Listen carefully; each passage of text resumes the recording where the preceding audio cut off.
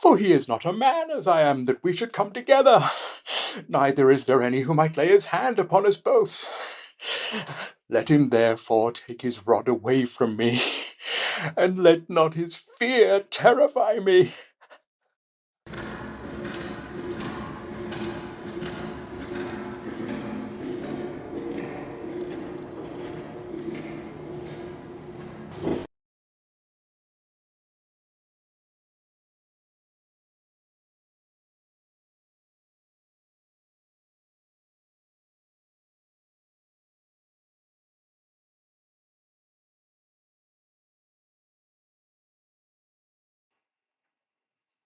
There exists at this moment in good preservation a remarkable work of Schalcken's. The curious management of its lights constitutes, as usual in his pieces, the chief apparent merit of the picture. I say apparent, for in its subject, and not in its handling, however exquisite, consists its real value. The picture represents the interior of what might be a chamber in some antique religious building, and its foreground is occupied by a female figure in a species of white robe, part of which is arranged so as to form a veil. The dress, however, is not that of any religious order. In her hand the figure bears a lamp, by which alone her figure and face are illuminated, and her features wear such an arch smile as well becomes a pretty woman when practising some prankish roguery. In the background, and excepting where the dim red light of an expiring fire serves to define the form, in total shadow stands the figure of a man, dressed in the old Flemish fashion, in an attitude of alarm, his hand being placed upon the hilt of his sword, which he appears to be in the act of drawing. There are some pictures which impress one, I know not how, with a conviction that they represent not the mere ideal shapes and combinations which have floated through the imagination of the artist, but scenes, faces, and situations which have actually existed. There is in that strange picture something that stamps it as the representation of a reality. And such in truth it is, for it faithfully records a remarkable and mysterious occurrence, and perpetuates in the face of the female figure, which occupies the most prominent place in the design, an accurate portrait of Rose Veldekoust, the niece of Gerard Douw, the first, and, I believe, the only love of Godfrey Shalcken. My great-grandfather knew the painter well, and from Schalcken himself he learned the fearful story of the painting. And from him, too, he ultimately received the picture itself as a bequest. The story and the picture have become heirlooms in my family, and having described the latter, I shall, if you please, attempt to relate the tradition which has descended with the canvas. There are few forms on which the mantle of romance hangs more ungracefully than upon that of the uncouth Schalcken, the boorish but most cunning worker in oils, whose pieces delight the critics of our day almost as much as his manners disgusted the refined of his own. And yet this man, so rude, so dogged, so slovenly, in the midst of his celebrity had in his obscure but happier days played the hero in a wild romance of mystery and passion. When Schalcken studied under the immortal Gerard Douw, he was a very young man, and in spite of his phlegmatic temperament, he at once fell over head and ears in love with the beautiful niece of his wealthy master. Rose Veldekoust was still younger than he, having not yet attained her 17th year, and, if tradition speaks truth, possessed all the soft and dimpling charms of the fair light-haired Flemish maidens. The young painter loved honestly and fervently. His frank adoration was rewarded. He declared his love and extracted a faltering confession in return. He was the happiest and proudest painter in all Christendom.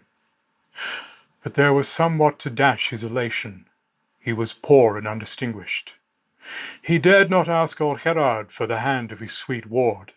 He must first win a reputation and a competence. There were therefore many dread uncertainties and cold days before him. He had to fight his way against sore odds. But he had won the heart of dear Rose Veldekoust, and that was half the battle. It is needless to say his exertions were redoubled, and his lasting celebrity proves that his industry was not unrewarded by success.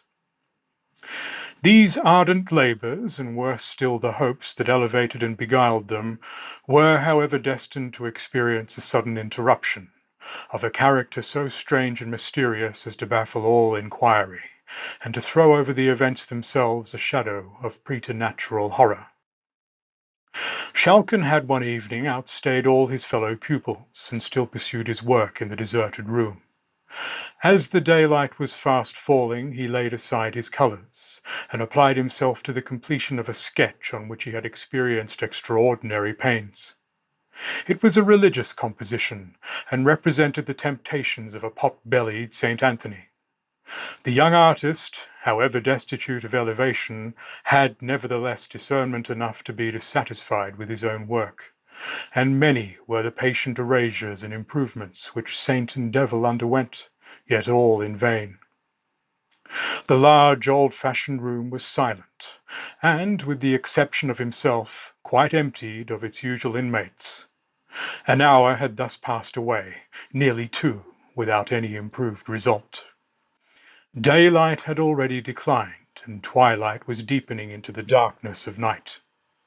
The patience of the young painter was exhausted, and he stood before his unfinished production, angry and mortified, one hand buried in the folds of his long hair, and the other holding the piece of charcoal which had so ill performed its office, and which he now rubbed without much regard to the sable streaks it produced, with irritable pressure upon his ample Flemish inexpressibles.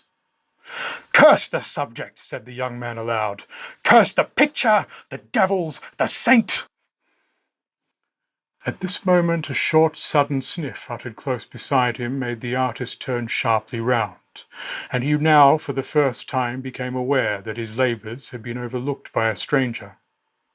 Within about a yard and a half, and rather behind him, there stood the figure of an elderly man in a cloak and broad-brimmed conical hat. In his hand, which was protected with a heavy gauntlet-shaped glove, he carried a long ebony walking-stick, surmounted with what appeared, as it glittered dimly in the twilight, to be a massive head of gold, and upon his breast, through the folds of the cloak, there shone the links of a rich chain of the same metal. The room was so obscure that nothing further of the appearance of the figure could be ascertained, and his hat threw his features into profound shadow. "Tell Gerard Dow," said the unknown, without altering his attitude in the smallest degree, "that Mynheer Vanderhausen of Rotterdam desires to speak with him on tomorrow evening at this hour, and if he please in this room upon matters of weight. That is all." The stranger, having finished this message, turned abruptly, and, with a quick but silent step, quitted the room before Schalcken had time to say a word in reply. The young man felt a curiosity to see in what direction the burgher of Rotterdam would turn on quitting the studio, and for that purpose he went directly to the window which commanded the door. A lobby of considerable extent intervened between the inner door of the painter's room and the street entrance, so that Schalcken occupied the post of observation before the old man could possibly have reached the street. He watched in vain, however. There was no other mode of exit. Had the queer old man vanished, or was he lurking about the recesses of the lobby for some sinister purpose? This last suggestion filled the mind of Schalcken with a vague uneasiness, which was so unaccountably intense as to make him alike afraid to remain in the room alone, and reluctant to pass through the lobby. However, with an effort which appeared very disproportioned to the occasion, he summoned resolution to leave the room, and, having locked the door and thrust the key in his pocket, without looking to the right or left, he traversed the passage which had so recently, perhaps still, contained the person of his mysterious visitant, scarcely venturing to breathe till he had arrived in the open street. "Mynheer Vanderhausen," said Gerard Dow within himself as the appointed hour approached. "Mynheer Vanderhausen of Rotterdam. I never heard of the man till yesterday. What can he want of me? A portrait perhaps to be painted, or a poor relation to be apprenticed, or a collection to be valued, or... Pshaw, there's no one in Rotterdam to leave me a legacy. Well, whatever the business may be, we shall soon know it all." It was now the close of day, and again every easel except that of Schalcken was deserted. Gerard Dow was pacing the apartment with the restless step of impatient expectation, sometimes pausing to glance over the work of one of his absent pupils, but more frequently placing himself at the window from whence he might observe the passengers who threaded the obscure by-street in which his studio was placed. "Said you not, Godfrey," exclaimed Dow, after a long and fruitful gaze from his post of observation and turning to Schalcken, "that the hour he appointed was about 7 by the clock of the Stadthouse?" "It had just tolled 7 when I first saw him, sir," answered the student. "The hour is close at hand, then," said the master, consulting a horologe as large and as round as an orange. "Mynheer Vanderhausen from Rotterdam, is it not so?" Such was the name. "And an elderly man, richly clad?" pursued Dow musingly. "As well as I might see," replied his pupil. "He could not be young, nor yet very old neither, and his dress was rich and grave, as might become a citizen of wealth and consideration."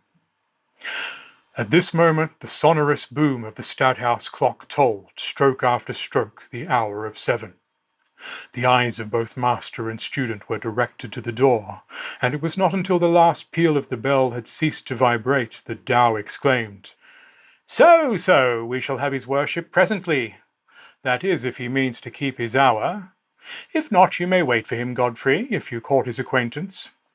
But what, after all, if it should prove but a mummery got up by Vankarp or some such wag? I wish you had run all risks and cudgelled the old burgomaster soundly. I'd wager a dozen of Rhenish his worship would have unmasked and pleaded old acquaintance in a trice."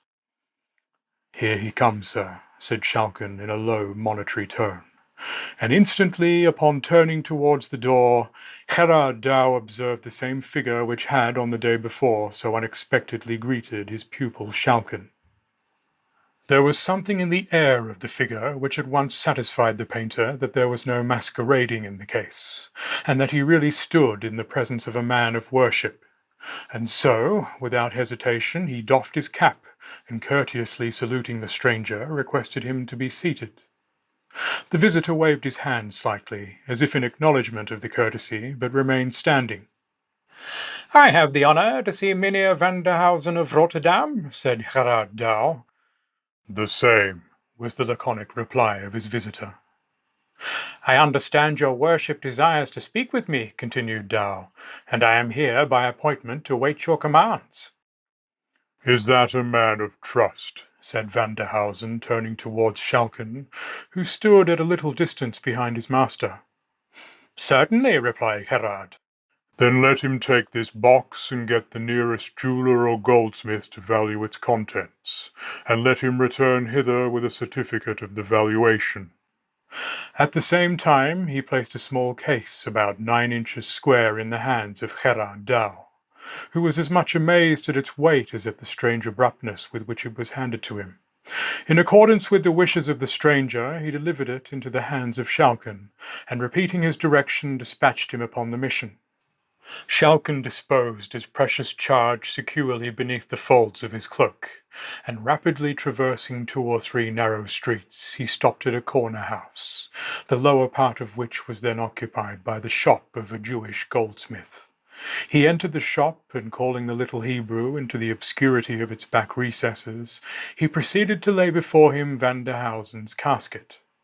On being examined by the light of a lamp, it appeared entirely cased with lead, the outer surface of which was much scraped and soiled, and nearly white with age. This having been partially removed, there appeared beneath a box of some hard wood, which also they forced open, and after the removal of 2 or 3 folds of linen, they discovered the contents to be a mass of golden ingots, closely packed, and, as the Jew declared, of the most perfect quality. Every ingot underwent the scrutiny of the little Jew, who seemed to feel an Epicurean delight in touching and testing these morsels of the glorious metal, and each one of them was replaced in its berth with the exclamation, "Mein Gott! How very perfect! Not 1 grain of alloy! Beautiful! Beautiful!" The task was at length finished, and the Jew certified under his hand the value of the ingots submitted to his examination to amount to many thousand rix dollars. With the desired document in his pocket, and the rich box of gold carefully pressed under his arm and concealed by his cloak, he retraced his way, and entering the studio found his master and the stranger in close conference. Schalcken had no sooner left the room in order to execute the commission he had taken in charge than Vanderhausen addressed Gerard Dow in the following terms.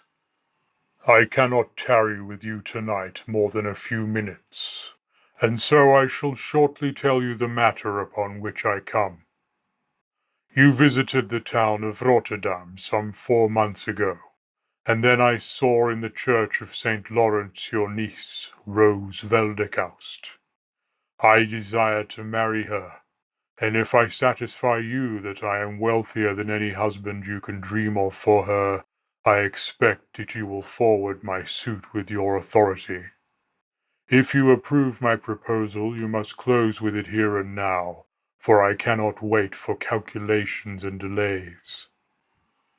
Gerard Dow was hugely astonished by the nature of Mynheer Vanderhausen's communication, but he did not venture to express surprise, for besides the motives supplied by prudence and politeness, the painter experienced a kind of chill and oppression, like that which is said to intervene when one is placed in unconscious proximity with the object of a natural antipathy. An undefined but overpowering sensation while standing in the presence of the eccentric stranger, which made him very unwilling to say anything which might reasonably offend him. "I have no doubt," said Gerard, after 2 or 3 prefatory hems, "that the alliance which you propose would prove alike advantageous and honourable to my niece. But you must be aware that she has a will of her own, and may not acquiesce in what we may design for her advantage." Do not seek to deceive me, Sir Painter, said Vanderhausen. You are her guardian. She is your ward. She is mine if you like to make her so. The man of Rotterdam moved forward a little as he spoke, and Gerard Dow, he scarcely knew why, inwardly prayed for the speedy return of Schalcken. I desire, said the mysterious gentleman, to place in your hands at once an evidence of my wealth, and a security for my liberal dealing with your niece. The lad will return in a minute or 2 with a sum in value 5 times the fortune which she has a right to expect from her husband. This shall lie in your hands together with her dowry, and you may apply the united sum as suits her interest best. It shall be all exclusively hers while she lives. Is that liberal? Dow assented, and inwardly acknowledged that fortune had been extraordinarily kind to his niece.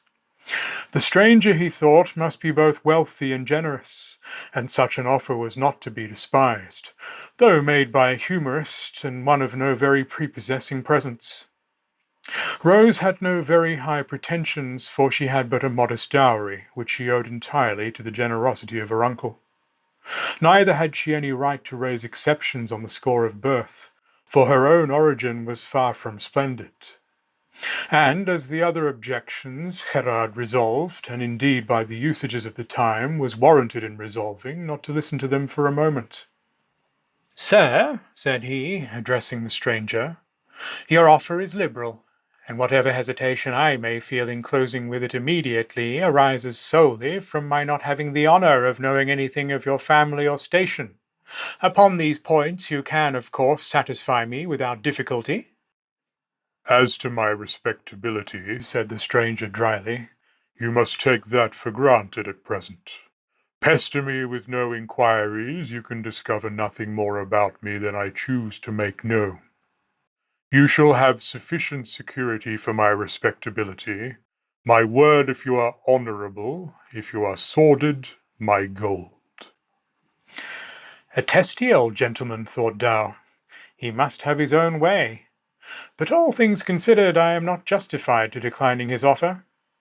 I will not pledge myself unnecessarily, however. You will not pledge yourself unnecessarily, said Vanderhausen, strangely uttering the very words which had just floated through the mind of his companion.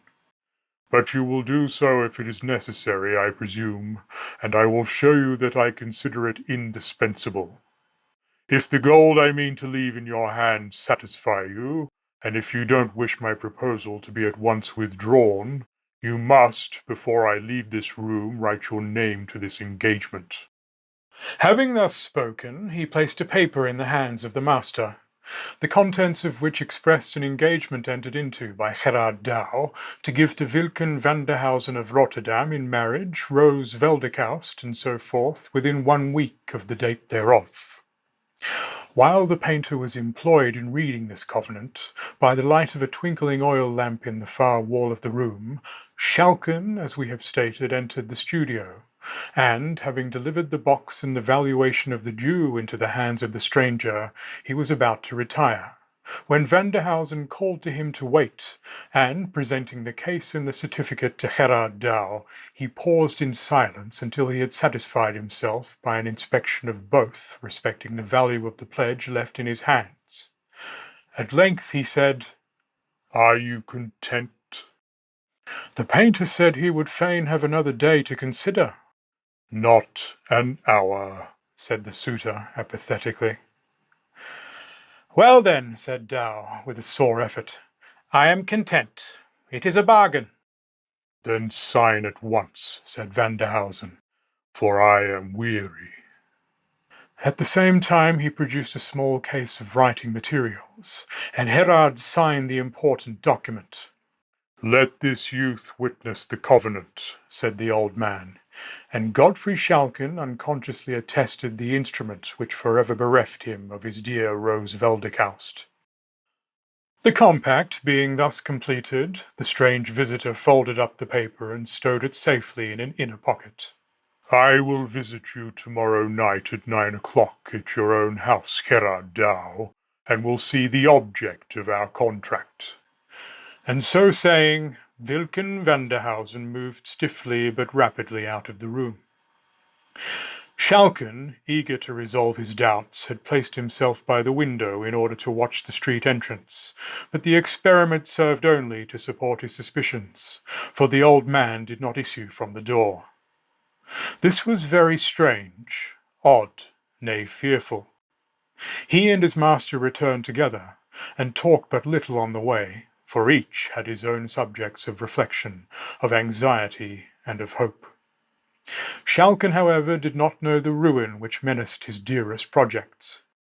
Gerard Douw knew nothing of the attachment which had sprung up between his pupil and his niece, and even if he had, it is doubtful whether he would have regarded its existence as any serious obstruction to the wishes of Mynheer Vanderhausen.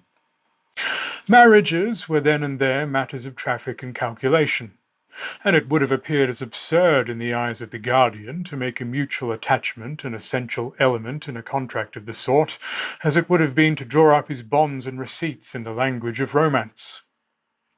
The painter, however, did not communicate to his niece the important step which he had taken in her behalf, a forbearance caused not by any anticipated opposition on her part, but solely by a ludicrous consciousness that if she were to ask him for a description of her destined bridegroom, he would be forced to confess that he had not once seen his face, and if called upon would find it absolutely impossible to identify him. Upon the next day, Gerard Douw, after dinner, called his niece to him, and having scanned her person with an air of satisfaction, he took her hand, and looking upon her pretty innocent face with a smile of kindness, he said, "Rose, my girl, that face of yours will make your fortune." Rose blushed and smiled. Such faces and such tempers seldom go together, and when they do, the compound is a love charm few heads or hearts can resist. Trust me, you will soon be a bride girl. But this is trifling, and I am pressed for time, so make ready the large room by 8 o'clock tonight, and give directions for supper at 9. I expect a friend.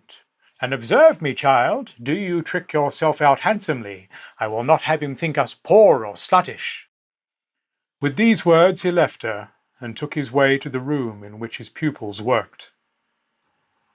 When the evening closed in, Gerard called Schalcken, who was about to take his departure to his own obscure and comfortless lodgings, and asked him to come home and sup with Rose and Vanderhausen. The invitation was, of course, accepted, and Herard Dow and his pupil soon found themselves in the handsome and even then antique chamber which had been prepared for the reception of the stranger. A cheerful wood fire blazed in the hearth, a little at one side of which an old-fashioned table, which shone in the firelight like burnished gold, was awaiting the supper, for which preparations were going forward, and ranged with exact regularity stood the tall backed chairs, whose ungracefulness was more than compensated by their comfort. The little party, consisting of Rose, her uncle, and the artist, awaited the arrival of the expected visitor with considerable impatience.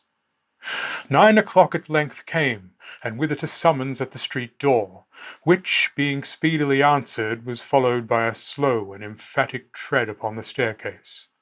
The steps moved heavily across the lobby.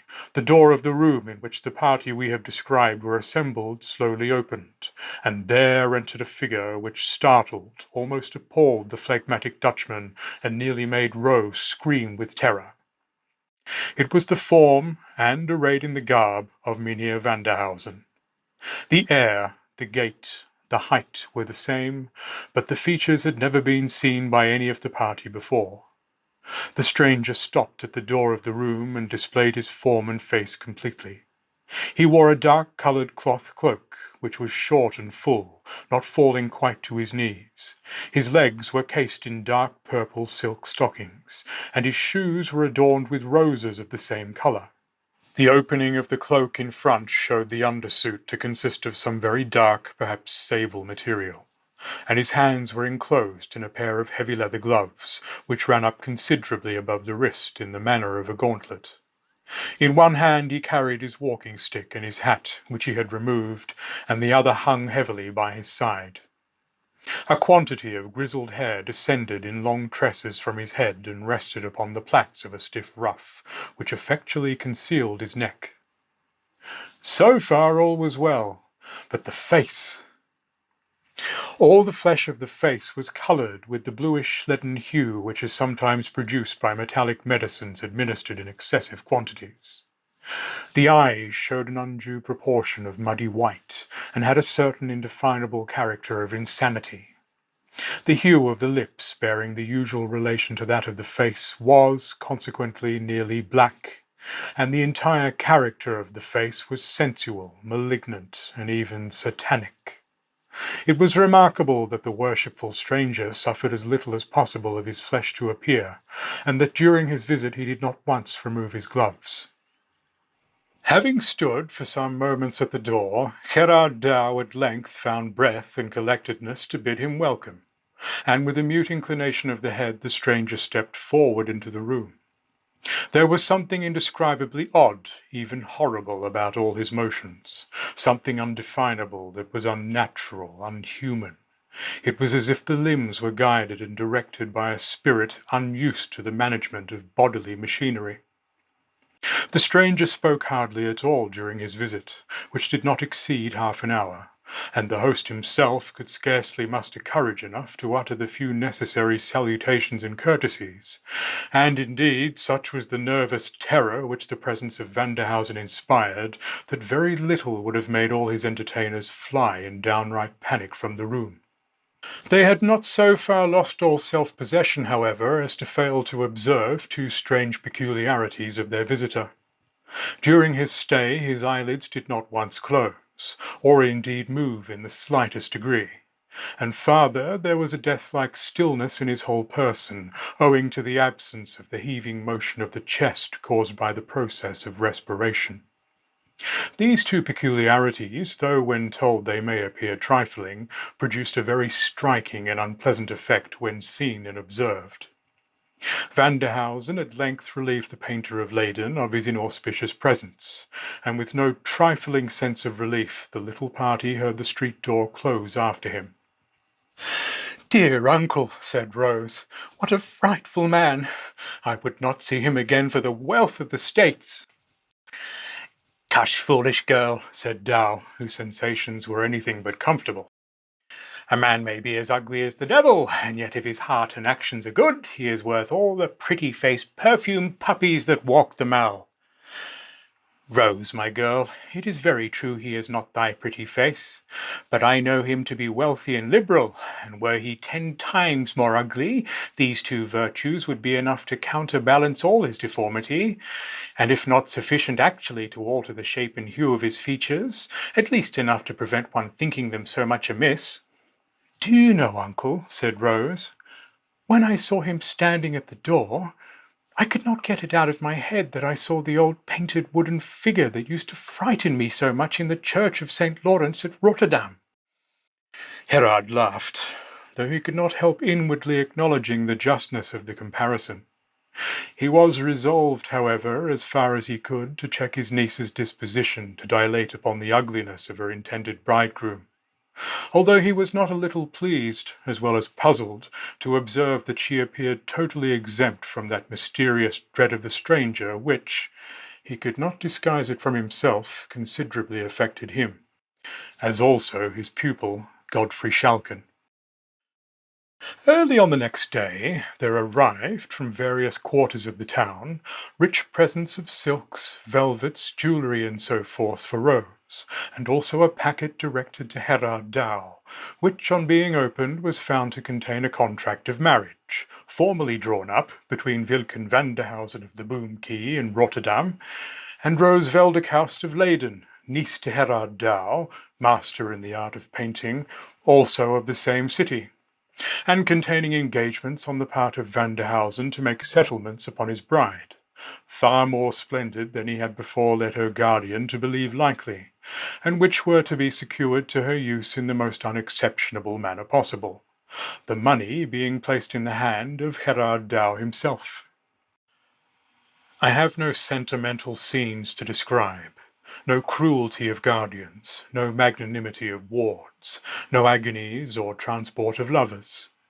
The record I have to make is one of sordidness, levity, and heartlessness.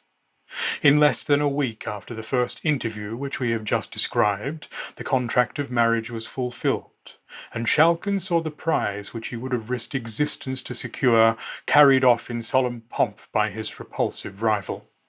For 2 or 3 days he absented himself from the school.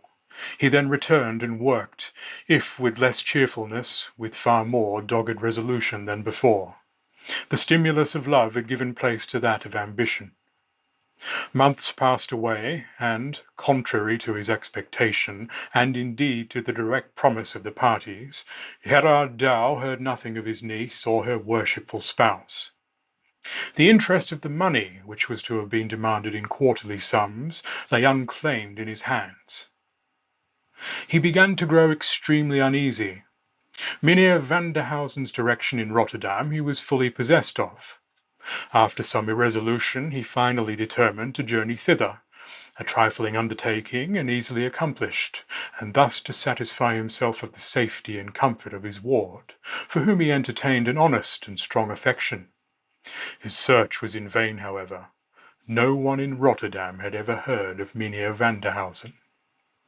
Gerard Dow left not a house in the Boom Key untried, but all in vain. No one could give him any information whatever touching the object of his inquiry, and he was obliged to return to Leyden nothing wiser and more anxious than when he had left it. On his arrival, he hastened to the establishment from which Vanderhausen had hired the lumbering, though considering the times most luxurious vehicle which the bridal party had employed to convey them to Rotterdam. From the driver of the machine he learned that, having proceeded by slow stages, they had late in the evening approached Rotterdam, but that before they entered the city, and while yet nearly a mile from it, a small party of men, soberly clad and after the old fashion, with peaked beards and moustaches, standing in the centre of the road, obstructed the further progress of the carriage. The driver reined in his horses, much fearing from the obscurity of the hour and the loneliness of the road that some mischief was intended. His fears were, however, somewhat allayed by his observing that these strange men carried a large litter, of an antique shape, in which they immediately set down upon the pavement. Whereupon the bridegroom, having opened the coach door from within, descended, and, having assisted his bride to do likewise, led her, weeping bitterly and wringing her hands, to the litter, which they both entered. It was then raised by the men who surrounded it, and speedily carried towards the city, and before it had proceeded very far, the darkness concealed it from the view of the Dutch coachman. In the inside of the vehicle he found a purse, whose contents more than thrice paid the hire of the carriage and man. He saw and could tell nothing more of Mynheer Vanderhausen and his beautiful lady. This mystery was a source of profound anxiety and even grief to Gerard Douw. There was evidently fraud in the dealing of Vanderhausen with him, though for what purpose committed he could not imagine. He greatly doubted how far it was possible for a man possessing such a countenance to be anything but a villain, and every day that passed without his hearing from or of his niece, instead of inducing him to forget his fears, on the contrary tended more and more to aggravate them. The loss of her cheerful society tended also to depress his spirits, and in order to dispel the gloom which often crept upon his mind after his daily occupations were over, he was wont frequently to ask Schalcken to accompany him home, and share his otherwise solitary supper. One evening the painter and his pupil were sitting by the fire, having accomplished a comfortable meal, and had yielded to the silent and delicious melancholy of digestion, when their ruminations were disturbed by a loud sound at the street door, as if occasioned by some person rushing and scrambling vehemently against it. A domestic had run without delay to ascertain the cause of the disturbance, and they heard him twice or thrice interrogate the applicant for admission, but without eliciting any other answer but a sustained reiteration of the sounds. They heard him then open the hall door, and immediately there followed a light and rapid tread on the staircase. Schalcken advanced towards the door. It opened before he reached it, and Rose rushed into the room.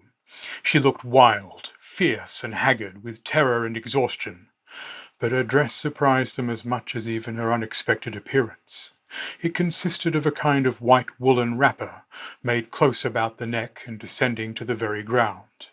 It was much deranged and travel-soiled. The poor creature had hardly entered the chamber when she fell senseless on the floor.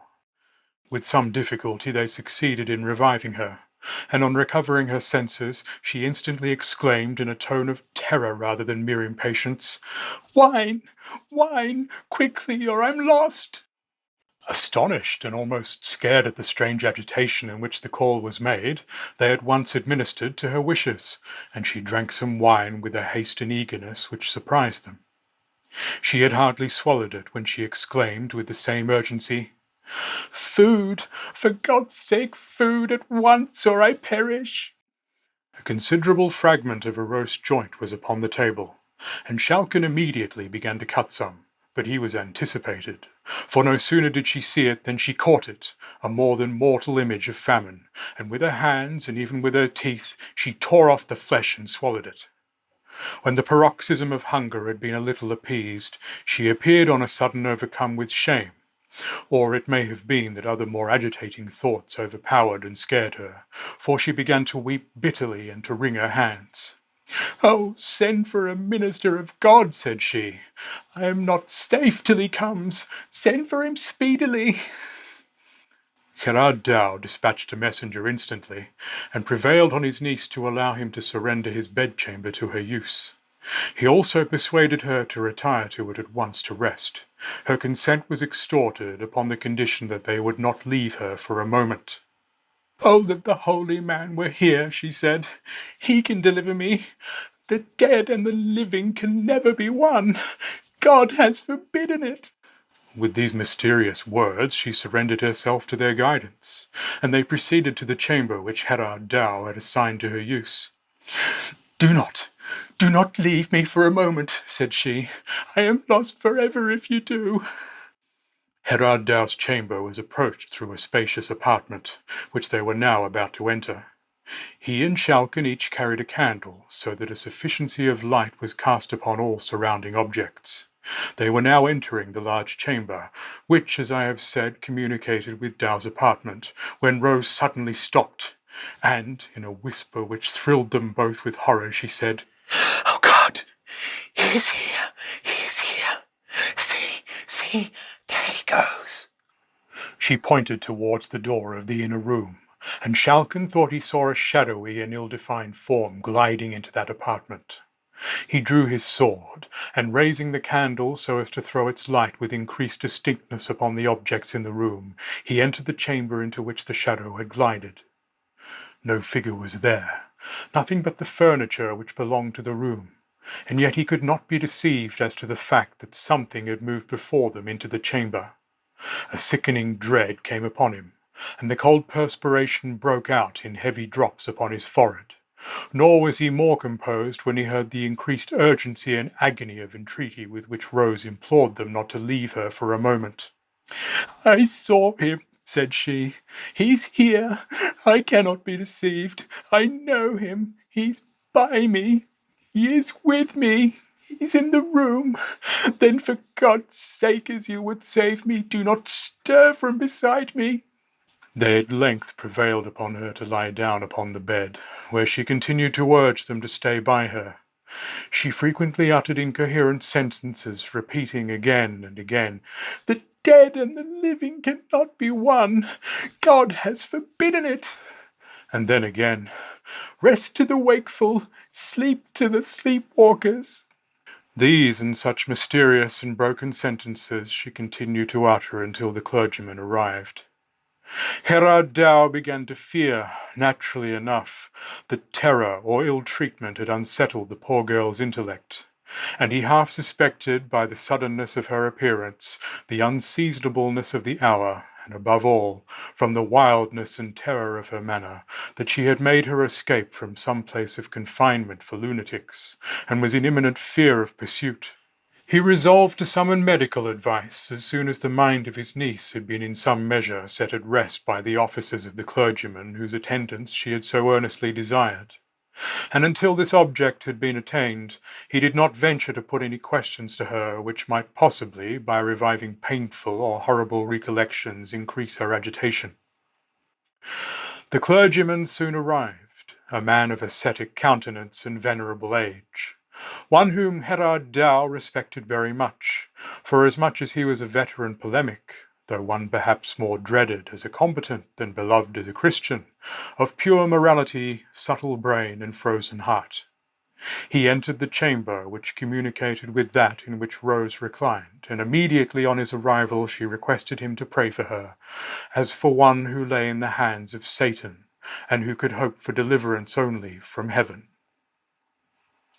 That you may distinctly understand all the circumstances of the event which I am going to describe, it is necessary to state the relative position of the parties who were engaged in it. The old clergyman and Schalcken were in the anteroom of which I have already spoken. Rose lay in the inner chamber, the door of which was open, and by the side of the bed, at her urgent desire, stood her guardian. A candle burned in the bedchamber, and 3 were lighted in the outer apartment. The old man now cleared his voice as if about to commence, but before he had time to begin, a sudden gust of air blew out the candle which served to illuminate the room in which the poor girl lay, and she, with hurried alarm, exclaimed, "Godfrey, bring in another candle. The darkness is unsafe." Herr Dow, forgetting for the moment her repeated injunctions in the immediate impulse, stepped from the bedchamber into the other in order to supply what she desired. "Oh God, do not go, dear uncle!" shrieked the unhappy girl, and at the same time she sprung from the bed and darted after him, in order by her grasp to detain him. But the warning came too late, for scarcely had she passed the threshold, and hardly had his niece had time to utter the startling exclamation, when the door which divided the 2 rooms closed violently after him, as if swung by a strong blast of wind. Schalcken and he both rushed to the door, but their united and desperate efforts could not avail so much as to shake it. Shriek after shriek burst from the inner chamber, with all the piercing loudness of despairing terror. Schalcken and Dow applied every nerve to force upon the door, but all in vain. There was no sound of struggling from within, but the scream seemed to increase in loudness, and at the same time they heard the bolts of the latticed window withdrawn, and the window itself grated upon the sill as if thrown open. One last shriek, so long and piercing and agonized as to be scarcely human, swelled from the room, and suddenly there followed a death-like silence. A light step was heard crossing the floor, as if from the bed to the window, and almost at the same instant the door gave way, and, yielding to the pressure of the external applicants, nearly precipitated them into the room. It was empty. The window was open, and Schalcken sprung to a chair and gazed out upon the street and canal below. He saw no form, but he saw, or thought he saw, the waters of the broad canal beneath, settling ring after ring in heavy circles, as if a moment before disturbed by the submission of some ponderous body. No trace of Rose was ever after found, nor was anything certain respecting her mysterious wooer discovered or even suspected. No clue whereby to trace the intricacies of the labyrinth and to arrive at its solution presented itself. But an incident occurred which, though it will not be received by our rational readers in lieu of evidence, produced nevertheless a strong and a lasting impression upon the mind of Schalcken. Many years after the events which we have detailed, Schalcken, then residing far away, received an intimation of his father's death, and of his intended burial upon a fixed day in the church of Rotterdam. It was necessary that a very considerable journey should be performed by the funeral procession, which, as it will be readily believed, was not very numerously attended. Schalcken with difficulty arrived in Rotterdam late in the day upon which the funeral was appointed to take place. It had not then arrived. Evening closed in, and still it did not appear. Schalcken strolled down to the church. He found it open. Notice of the arrival of the funeral had been given, and the vault in which the body was to be laid had been opened. The sexton, on seeing a well-dressed gentleman whose object was to attend the expected obsequies, pacing the aisle of the church, hospitably invited him to share with him the comforts of a blazing fire, which, as was his custom in winter-time upon such occasions, he had kindled in the hearth of a chamber in which he was accustomed to await the arrival of such grisly guests, and which communicated by a flight of steps with the vault below. In this chamber, Schalcken and his entertainer seated themselves, and the sexton, after some fruitless attempts to engage his guest in conversation, was obliged to apply himself to his tobacco pipe and can to solace his solitude. In spite of his grief and cares, the fatigues of a rapid journey of nearly 40 hours gradually overcame the mind and body of Godfrey Shalcken, and he sank into a deep sleep, from which he awakened by someone's shaking him gently by the shoulder. He first thought that the old sexton had called him, but he was no longer in the room. He roused himself, and as soon as he could clearly see what was around him, he perceived a female form, clothed in a kind of light robe of white, part of which was so disposed as to form a veil, and in her hand she carried a lamp. She was moving rather away from him, in the direction of the flight of steps which conducted towards the vaults. Schalcken felt a vague alarm at the sight of this figure, and at the same time an irresistible impulse to follow its guidance. He followed it towards the vaults, but when it reached the head of the stairs he paused. The figure paused also, and, turning gently round, displayed by the light of the lamp it carried the face and features of his first love, Rose Veldekoust. There was nothing horrible or even sad in the countenance. On the contrary, it wore the same arch smile which used to enchant the artist long before in his happy days. A feeling of awe and interest, too intense to be resisted, prompted him to follow the spectre, if spectre it were. She descended the stairs, he followed, and turning to the left through the narrow passage she led him, to his infinite surprise, into what appeared to be an old-fashioned Dutch apartment, such as the pictures of Gerard Douw have served to immortalize.